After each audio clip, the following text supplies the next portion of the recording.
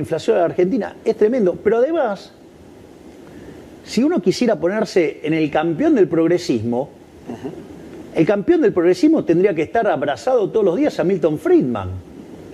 Porque no hay impuesto más regresivo en la economía que el impuesto inflacionario.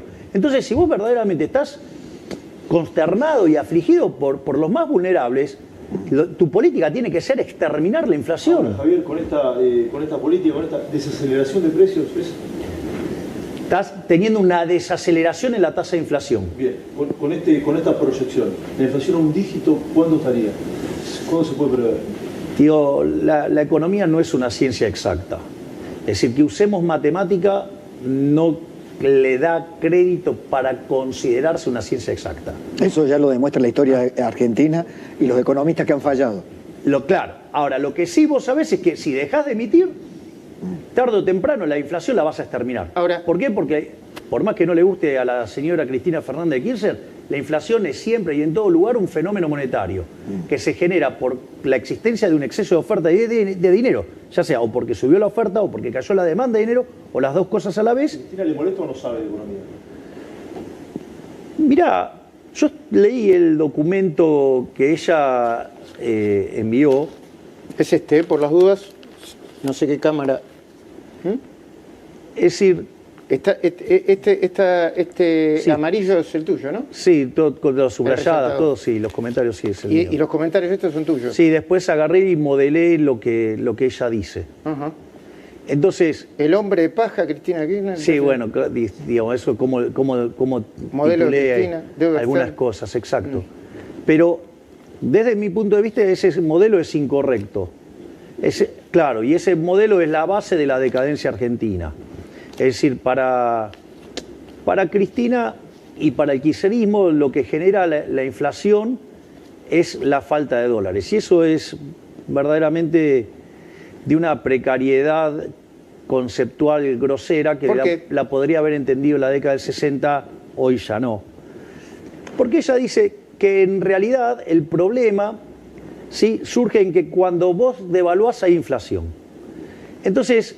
Y el problema es que vos devaluás porque tenés un problema de restricción externa.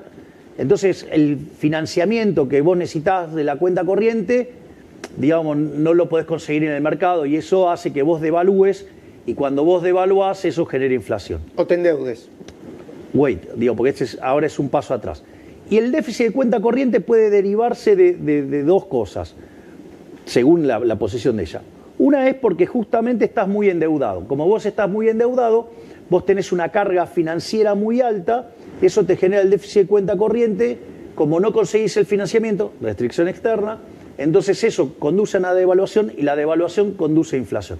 Ese es básicamente el marco analítico de ella. Entonces lo que dice es, si vos aumentás las exportaciones, entonces ahora tenés dólares, entonces el problema es menos grave, entonces vos devaluás menos, entonces se acabó el problema. La verdad que ese marco analítico está mal. Nos trajo hasta acá. Exactamente. Y no es de ella. A ella hay una fila de economistas que piensan de esa manera. Por eso, hay varias cosas que están mal ahí. Si ustedes quieren, yo se los explico las cosas que están mal. Por favor. Por ejemplo, ella habla de la restricción externa. La restricción externa es el efecto de suponer un mundo donde solo ajustan las cantidades y no los precios. Es decir, con tipo de cambio flexible no existe la restricción externa. Porque ¿cómo vendría a ser el problema de la restricción externa? Vos estimulás la demanda, ese estímulo de la demanda genera mayor demanda de importaciones, se te deterioran las cuentas externas, cuando se genera un determinado déficit de cuenta corriente, tenés un problema de faltante de dólares, entonces la restricción externa hace que vos no puedas seguir expandiendo. Pero eso es porque vos estás asumiendo que no hay, que los precios no varían. Ahora, si vos los precios son... Perdón. Si los precios son libres, lo que vos tenés es que el tipo de cambio se va a ir acomodando a la oferta y la demanda. Exacto. Fíjate que una de las cosas que caracterizó al kirchnerismo, que es la dilapidación de las reservas, le pasó en lo que fue el primer tramo del kirchnerismo, que le entregaron al gobierno de Macri una situación verdaderamente paupérrima en términos de reservas, y se fueron de este gobierno con reservas internacionales netas negativas en más de 10.000 millones de dólares. ¿Por qué ocurre esto? Porque frente a esa situación que estimulan la demanda, controlando el tipo de cambio y emitiendo dinero para financiar esa inyección de demanda, a vos te empiezan a caer las reservas. Entonces, cuando te aparece la caída de las reservas, ¿cómo lo resuelven? En lugar de tocar el tipo de cambio, ¿qué hacen? Meten cepa. Bien, esto es muy interesante. Bueno, esta es la respuesta correcta. Entonces, cada vez que tienen problemas, que cada vez les falta más reservas, en lugar de modificar el tipo de cambio, ¿qué hacen? Meten más control, ¿sí? Entonces, ¿cuál es el problema? El problema es que cuando vos haces eso, los pesos te quedan atrapados. Y aparece un problema que se llama money overhang, sobrante monetario. Por eso, cuando vos sincerás, una de las cosas que te pasa es que te salta el nivel de precio. ¿Por qué? Porque hay inflación reprimida. Y acá había inflación reprimida por dos cosas. Una, por el sobrante de dinero. Y otra, ¿sí?, porque tenían muchos precios regulados pisados. Ahora, la ex vicepresidenta te dice que no quiere hablar personalmente, pero en un momento te califica de economista showman. ¿Qué te sucede a vos cuando te pasa, cuando...? Nada, es la opinión de ella, está bien. Showman en la Rosada, te digo. Bueno, está bien, digamos, o sea, quizás los nuevos tiempos requieren de un poco de show también. Digo, no, a mí eso no me molesta. ¿A vos no te molesta lo personal? Más que eso, y más que contestarle técnicamente, me parece que el mensaje peligroso que siempre envía ella y por lo tanto activa a todos los suyos, es que si los gobiernos no le dan al pueblo lo que el pueblo necesita, por ejemplo, subsidios, digamos, una ayuda a los jubilados ahora, esos gobiernos no duran. O sea, han puesto nuevamente el club del helicóptero. Eso es el sustrato, al menos mi lectura, de la carta de Cristina. Bueno, a ver, digo, de vuelta, vamos por partes. En lo político, desde lo político lo pregunto. Yo voy a plantear las cuestiones en distintos planos. Hay una frase de Thomas Sowell que es maravilloso. Dice, la primera lección de la economía, ¿cuál es? La escasez. No hay de todos para todos. ¿Y cuál es la primera lección de la política? Ignorar la primera ley de la economía. Exactamente. Entonces, cuando uno ve el análisis que hace Cristina, justamente lo que uno ve es que ella ignora, ¿sí?, algunas cuestiones básicas de la economía. Y eso eso me gustaría que también lo discutamos en algún momento. ¿Qué cuestiones básicas? Por ejemplo, no, porque esto es muy interesante. Ella dice que me acusa a mí de que yo digo que el déficit fiscal genera inflación, lo cual es mentira. Yo nunca dije que el déficit fiscal genera inflación. La emisión monetaria. Lo que genera inflación es la emisión monetaria. Porque vos podés tener déficit fiscal, lo financiás con endeudamiento, no tenés un problema. Como la mayoría, muchísimos países. Exacto. Entonces, por ejemplo, si vos estuvieras en una economía cerrada y vos te estás endeudando, entonces va a subir la tasa de interés y vas a tener un poquito de presión en precios por la caída de la demanda de dinero. Y si estás en una economía abierta, ni siquiera pasa eso. Con lo cual, eso, digamos, es falso lo que dice. Entonces ella arma lo que se llama un nombre de paja y acusa desde ese lado. Ahora, cuando el déficit fiscal es financiado con emisión monetaria y esa emisión monetaria hace que la oferta exceda la demanda, es ahí donde aparece el problema de precio. Parece que eso no se lo explicaron bien. O sea, o no lo entiende, no lo sé. No le salió. Y bueno, qué sé yo, lo que sea. Entonces, es más, hasta, fíjate esto, porque el primer párrafo que está en negrita es monumental por todos los errores que comete. Pero hay algo que es lo más interesante de todo, ¿no? Porque si fuera cierto esta hipótesis de que el déficit genera inflación, ¿no?, que no es lo que yo sostengo, que lo acabo de demostrar, la pregunta es, ¿y la deuda externa? ¿De dónde salió? Cristina, la deuda sale del déficit fiscal. Claro. Es decir, y es falso que el gobierno de Macri sea el que más se endeudó a la Argentina. El que más se endeudó a la Argentina, básicamente, fue el gobierno de Alberto Fernández. Ahora, porque esto es la discusión política. Perdón, Esteban, ¿eh? Sí. ¿Cuánto puede durar este ajuste? Está claro que hay... Bajó el ritmo. ¿Cuánto lo puede aguantar la gente? ¿Cuánto lo puede aguantar la gente? Políticamente, vos me imagino que lo analizás eso, ¿no? Sí, obvio. Bueno, pero yo entiendo el punto. Ahora, Diego, ¿cuál es la alternativa? Dale. De vuelta. Una de las grandes falacias que se cae en Argentina con mucha frecuencia es lo que se llama la falacia del nirvana. O sea, te compara contra un escenario que no existe. Claro. Es decir, ¿qué piola? Contra el paraíso todo es una porquería, obvio, Claro. y sí. Ahora, si vos vas a estar todo el día viviendo en la lógica del paraíso, digo que estás todos los días rogando morirte. ¿Y vos crees que la gente lo entiende? ¿La mayoría de la gente lo entiende? Yo ¿Lo está empezando a yo entender? creo que la gente sí lo está entendiendo. Yo creo que la gente lo entiende.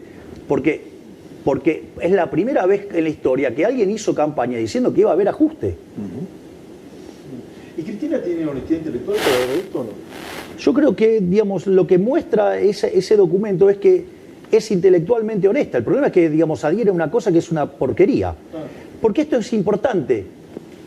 Entonces, el endeudamiento, ¿de dónde sale? Y una de las cosas que dice es un delirio, pero es consistente. Dice, endeudamiento coactivo. O sea, digo, un día, no sé, se levantó alguien totalmente loco y dijo, Se le voy a ocurrió tomar endeudar. deuda. Claro, me voy a No, endeudar. bueno, o sea, eso es ignorar la restricción de presupuesto. Ahora- es decir, la deuda es hija del déficit fiscal. Y voy a decir algo más. Para que, digamos, para tratar de ayudarla a Cristina o los troncos que tiene de economistas que le hablan. A ver, Argentina arrancó el siglo XX siendo el país más rico del mundo, hoy es 140. O sea, acá algo pasó mal. Sí, lo segundo es, de los últimos 123 años, Argentina, 113 tuvo déficit fiscal. Argentina desde el año 1900 hasta hoy tuvo 22 crisis, 20 tienen origen fiscal, donde el déficit fiscal es alto o recontra alto, que es la parte que no entiende. Y encima, ella arranca el supuesto y está en ese primer párrafo. A que diferencia de lo que se tiene afirma habitualmente en cuanto a que el principal problema de la economía argentina es el déficit fiscal y la principal causa de la inflación, la emisión monetaria necesaria para cubrirlo, nosotros sostenemos que la inflación en Argentina se dispara ante la escasez de dólares y que es el endeudamiento compulsivo. Ahí está.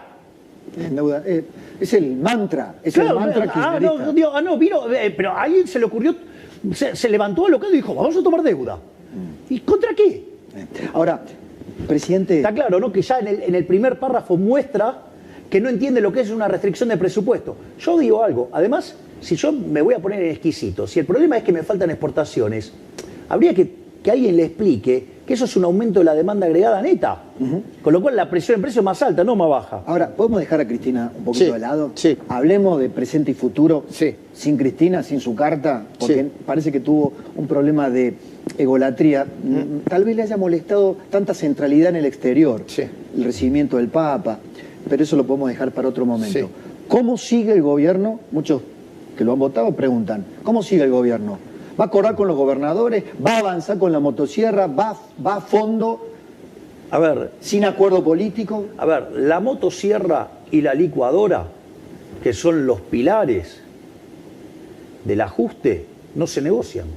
No se negocian. El déficit cero no se negocia. El proceso de saneamiento del Banco Central no se negocia. Y una vez que nosotros tenemos el equilibrio fiscal en déficit cero y tenemos saneado el Banco Central, vamos a estar en condiciones de abrir el mercado cambiario. Y cuando nosotros hagamos eso, lo que vamos a tener es un rebote de actividad económica. Y explico por qué. Cuando vos tenés una restricción, un precio fijo, ¿sí? Un precio controlado, hoy tenemos un crawling peg, pero digo, o sea, es como que... Y que es el aumento es un paulatino, control que lo vas corriendo. Controlado. ¿Qué es lo que sucede? Vos tenés un exceso de demanda, ¿sí? Nosotros estamos limpiando restricciones todos los días. Sí. El mercado de cambio y la gente no lo ve porque seguimos comprando dólares a lo loco, pero... Ahora, esto es interesante. Digo, desde que asumimos, compramos 7.000 millones de dólares. O sea, reforzando las reservas. Ahora, dicho esto, ¿qué es lo que sucede? Nosotros, una vez que vos tenés este exceso de demanda por tener un precio controlado, la contracara es que tenés exceso de oferta en el resto de la economía. Entonces tenés que los precios de los bonos son bajos, por ende es alta la tasa de interés, es alto el riesgo país, te genera un exceso de oferta en el mercado de bienes, eso hace que se te deprima el nivel de actividad. De hecho, el PBI per cápita está 15% por debajo del que teníamos en el 2011. Eso te genera un problema en el mercado de trabajo, que o lo corregís por desempleo o con salarios verdaderamente miserables, donde hoy 1/3 de los trabajadores formales son pobres, ¿sí? Y la contracara es una necesidad de aumento de contención social como consecuencia de este cuadro horrible que tenemos. Y eso genera un círculo vicioso, que es el que, digamos, traía Massa, que nos dejó la inflación, digamos, a un ritmo viajando del 15.000 anual. Dicho esto, cuando vos eliminás el control en el mercado de cambios y ¿Qué variable monetaria está viendo el gobierno para llegar a levantar el cepo? Pará, porque son varias cosas. Una vez que vos eliminás el cepo, lo que sucede es lo siguiente. Ese exceso de demanda desaparece y desaparecen todos los otros excesos de oferta. Entonces, cae la tasa de interés, se expande la actividad económica, se expande el empleo y los salarios reales mejoran y la cantidad de pobres e indigentes cae. Exacto. Entonces, eso lo que va a hacer es que la actividad económica rebote. Y además, como la Argentina es una economía que destruyó capital furiosamente en los últimos 20 años, aún así vos podés crecer igual, porque es tan poco el nivel de capital, es tan alto el retorno que vas a tener en una economía que está tan deprimida que hasta vas a poder crecer. Eso lo que tiene que ver con la estrategia de la estabilización y cómo salís. Después está lo que nosotros mandamos en el decreto de necesidad de urgencia y la ley de bases, digamos, de reforma del Estado. Exacto. Que son un conjunto de reformas estructurales que tienen 3 elementos centrales. Uno es devolverle libertades individuales a los individuos. Otra tiene que ver con hacer estructuras de mercado más procompetitivas, no proempresas. Procompetitivas, no proempresas. Y terminar con los tongos de la política. Bueno, esto es, digamos, ha sido tremendo, ha sido demoledor. ¿Hay más puro de los que imaginabas? Sí, hay muchos más de los que... Pero bueno, esto es algo que también está bueno señalarlo. Ahora, lo que quiero decir, ese conjunto de reformas, lo que hacía es que Argentina escalara 90 puestos en libertad económica. Es decir, que Argentina se pudiera parecer a un país a Alemania. Es decir, Argentina en 20 años podría parecerse a Alemania. El rechazo lo va a demorar. Claro, entonces, por ejemplo, en lugar de estar creciendo, porque cuando se dan esos procesos de convergencia, vos crecés a tasas muy fuertes. Por ejemplo, podés estar creciendo a tasa del 10% per cápita. Entonces eso quiere decir que vos duplicás el PBI per cápita en 7 años. Bueno, digamos, con estas tasas que vamos a tener como consecuencia de no haber avalado la reforma, tardamos 25 años para duplicar el PBI per cápita. Digo, en términos de pobreza y de nivel de bienestar, presidente, ¿vos no crees que no aceptan eso o la ley no pasó? No, ¿Porque son todos chorros? No, porque no les entienden la interesa. economía? No les interesa. A ver, la evidencia empírica internacional es hipercontundente. Es decir, los países que son más libres son 12 veces y media más ricas que los reprimidos. Tienen 25 veces menos de pobre en el formato estándar, 50 veces menos en el formato extremo. ¿Qué discusión? No hay discusión. Eso está claro. Ahora, hay algo que puedo traer Bueno, esto. pero es que ese es el problema. Eso sí está claro, pero el problema es que esta gente... ¿Quiénes? Los políticos no quieren ceder sus privilegios. ¿Sabes qué fue lo? Mirá, la ley tenía 2 objetivos. Era, uno, terminar de ordenar el espectro político. Y otro, es decir, plantear las reformas. Yo te digo una cosa. Ustedes me conocen desde hace muchos años. Desde hace muchos años que yo vengo con la idea de que hay que ordenar el espectro político para que la gente entienda qué vota de un lado y qué vota del otro. ¿De qué lado está cada uno, si vos?